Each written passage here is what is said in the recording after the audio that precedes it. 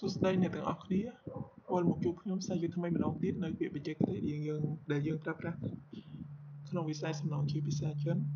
ថ្ងៃនេះខ្ញុំនឹងបន្តប្រាប់ពាក្យទៅមុខទៀតខ្ញុំសង្ឃឹមថាអ្នកទាំងអស់គ្នាចេះអានចេះសរសេរនៅពាក្យដែលយើងបានរៀនកន្លងមកតោះយើងចាប់ផ្ដើមពាក្យថ្មីទាំងអស់គ្នា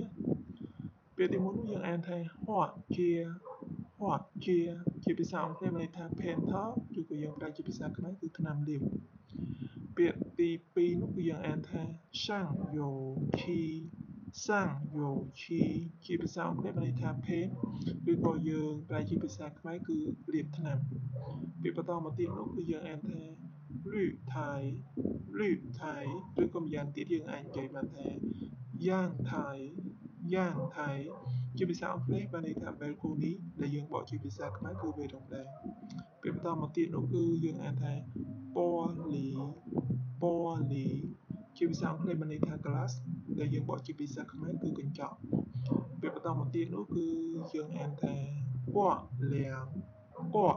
ងឬក៏ម្យ៉ាងទៀតយើងអាចនិយាយបានថាមេជាភាសាអង់គ្លេសបានន័យថាលៀងខែដែលជាភាសាខ្មែរយើងប្រែថាឡានតូឬក៏ផ្ដែរហ្នឹងហើយថ្ងៃនេះខ្ញុំបន្តទៅ5ពាក្យហ្នឹងឯងខ្ញុំសង្ឃឹមថាអ្នកទាំងអស់គ្នាយកទៅរៀនអានរៀនសរសេរនិងស្វែងយល់អត្ថន័យនៃពាក្យនីមួយៗកុំភ្លេចជួយ Subscribe YouTube Channel និង Facebook Page ដែលខ្ញុំតម្លែងនៅក្នុង comment ខាងក្រោមអរគុណអ្នកទាំងអស់គ្នាដែលតែងតែតាមដានវីដេអូរបស់ខ្ញុំកន្លងមក Thank you bye bye see you in the next video